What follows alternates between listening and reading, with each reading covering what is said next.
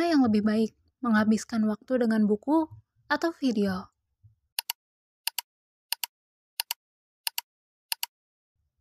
Pernah nggak sih kamu ngerasa bingung mau baca buku atau nonton video di YouTube? Di zaman serba digital gini, pilihannya jadi banyak banget ya. Tapi sebenarnya mana sih yang lebih efektif buat nambah ilmu, baca buku atau nonton video?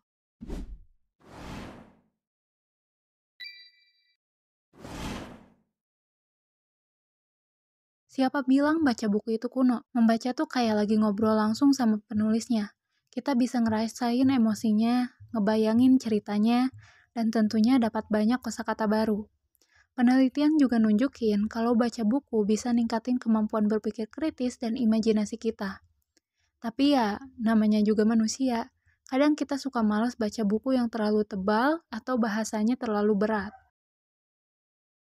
Ada cukup banyak kelebihan dan kekurangan dari membaca buku. Kalian bisa stop dulu videonya untuk melihat kelebihan dan kekurangan membaca buku ini. Dan aku cuma akan bahas poin yang menurutku cukup menarik. Kita mulai dari kelebihannya terlebih dahulu. Yang pertama, meningkatkan kosakata dan fokus. Buku seringkali menggunakan bahasa yang lebih kaya dan beragam dibandingkan media lainnya. Dengan rajin membaca, kita secara tidak langsung memperkaya kosakata dan meningkatkan kemampuan menulis. Ketika kita membaca ratusan buku, kosakata kita bisa bertambah. Kita gak perlu berusaha keras untuk meningkatkan kosakata. Kalau kita baca selama 30 menit, kita akan fokus selama 30 menit tersebut. Kalau kita terbiasa membaca selama 30 menit setiap hari, kita melatih otak kita untuk fokus selama 30 menit setiap hari. Dengan sering membaca, kita melatih otak untuk lebih fokus dan mengurangi gangguan. Kedua, meningkatkan kreativitas dan imajinasi.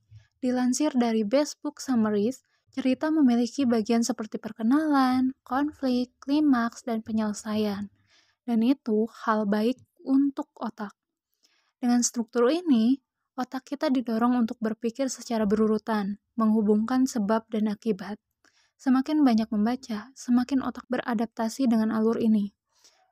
Dikutip dari Medium, ahli syaraf menganjurkan orang tua untuk mengetahui hal ini dan menerapkannya kepada anak-anak, yaitu membacakan cerita untuk anak-anak sebanyak mungkin.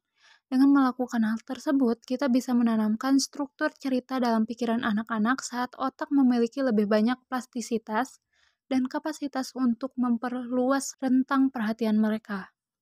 Ketiga, meningkatkan empati. Buku-buku fiksi, khususnya, membantu kita untuk memahami emosi dan perspektif orang lain, serta mengembangkan rasa empati. Kita bisa merasakan emosi karakter, belajar dari pengalaman mereka, dan memahami berbagai macam sudut pandang. Yang keempat, meningkatkan kualitas tidur. Dilansir dari calm.com, kebiasaan membaca buku sebelum tidur dapat membantu tidur kita menjadi lebih baik. Hal tersebut dapat membantu mengatur jam internal tubuh sehingga meningkatkan kualitas tubuh seiring berjalannya waktu. Dengan membantu kita menjadi lebih rileks sebelum tidur, sehingga kita mendapatkan tidur yang lebih nyenyak. Tentunya dengan cara yang benar. Masih dari website yang sama, pilihlah buku dengan tema yang ringan dan tidak rumit yang membuat kalian nyaman, dan lakukan dengan rutin. Yang kelima, membantu hidup lebih lama. Menurut penelitian yang dilakukan oleh Afni Bavisi dan kawan-kawan, orang dewasa yang membaca selama 30 menit per hari memiliki umur yang lebih panjang daripada yang tidak melakukannya. Membaca untuk otak sama halnya dengan berolahraga untuk tubuh. Membaca membuat koneksi saraf di otak jauh lebih kuat, yang pada akhirnya membantu kita bisa hidup lebih lama. Wow, bukankah semua kelebihan itu sangat menarik? Tapi membaca buku juga memiliki kelemahannya tersendiri, yaitu 1. Sulit dibawa. Biasanya satu buku hanya akan membahas satu hal secara mendalam. Asumsikan satu buku memiliki 200 halaman dengan dimensi yang pastinya lebih besar daripada gawai kalian. Dan terkadang para pemilik buku akan cenderung posesif pada kondisi buku mereka. Bagaimana jika sampul bukunya tidak sengaja terlipat atau tidak sengaja terkena air? Hal inilah yang seringkali menghambat orang-orang dalam mencoba secara rutin membaca buku tanpa mengorbankan hal lain. Apa kalian setuju? Yang kedua, membutuhkan lebih banyak waktu uang, dan usaha. Kemampuan setiap orang dalam membaca buku berbeda-beda. Ada yang membutuhkan adaptasi hingga ketenangan. Kita harus menentukan waktu untuk membaca dan memastikan diri untuk fokus. Dan asumsikan satu buku memiliki setidaknya 200 halaman, dan kita hanya memiliki waktu 30 menit setiap hari. Kita mungkin akan menghabiskan waktu setidaknya 5-30 hari. Aku bahkan menghabiskan waktu setidaknya 2 jam hanya untuk mencari sumber, membaca, menganalisis, dan membuat teks mengenai kelebihan dan kelemahan dalam membaca buku. Kita tidak bisa mendapatkan kepuasan secara instan. Kita juga harus mengeluarkan uang untuk membeli buku yang diinginkan.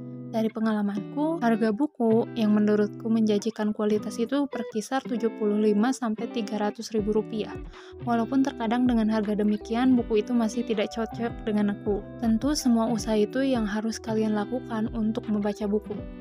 Yang ketiga, buang-buang waktu. Sepertinya kalian lebih tertarik pada poin kekurangan membaca buku daripada kelebihannya. Mencari pembenaran?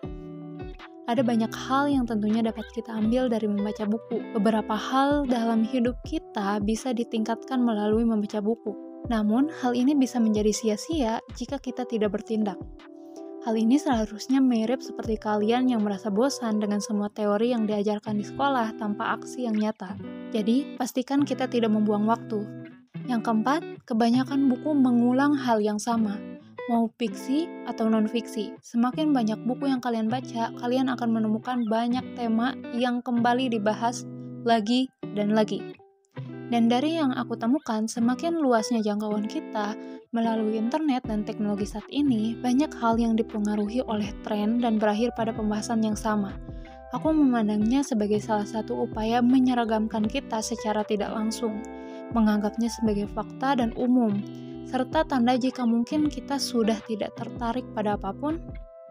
Jika semakin banyak buku yang membahas hal yang sama, pandangan kita pada sebuah kejadian bisa terbatas dan membuang banyak usaha. Yang kelima, menjadi tidak bahagia. Terlalu larut pada tulisan di dalam buku bisa membuat standar yang tidak realistis bagi kita, seolah semua yang tertuang telah teruji dan terbukti. Dunia ini terus berubah. Apa yang kita baca tidak serta-merta harus terjadi dalam hidup kita. Hal ini yang juga sering terjadi pada para penikmat buku fiksi. Banyak orang beranggapan jika buku fiksi tidak sesuai dengan hidup mereka yang terlalu menyia-nyiakan waktu. Dari jenisnya saja sudah menjelaskan jika itu tidak nyata. Tapi bukan berarti itu sia-sia selama ekspektasi kita tidak mengancam. Ekspektasi yang tinggi membuat kita seringkali menyalahkan kenyataan dan berakhir tidak bahagia. Membaca buku memiliki banyak manfaat, tetapi juga memiliki beberapa kekurangan. Dari kedua sisi ini, aku berharap kalian bisa mulai mengenal bagaimana dampak membaca buku pada diri kalian dan bagaimana kalian harus mengendalikan diri saat membaca.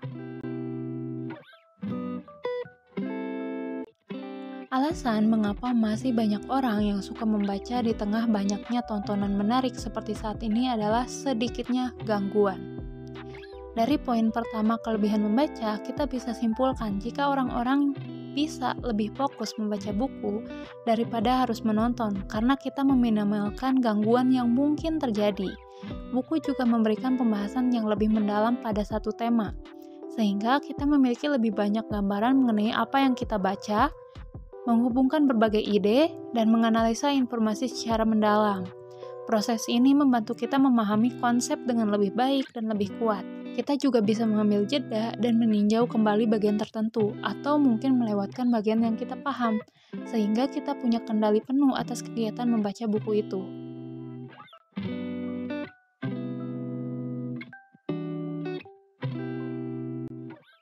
Jenis konten yang paling efektif untuk dipelajari melalui membaca sangat bergantung pada gaya belajar individu, topik yang dipelajari, dan tujuan pembelajaran. Namun, secara umum, berikut beberapa jenis konten yang sangat cocok untuk dipelajari melalui membaca.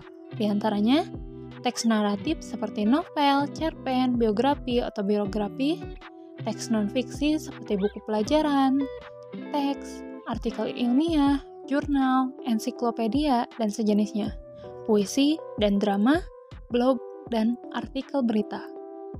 Itu tadi pembahasan perihal membaca, mulai dari kelebihan dan kekurangan hingga jenis kontennya. Karena durasinya sudah cukup panjang, jadi kita lanjutkan di video selanjutnya. Terima kasih dan sampai jumpa.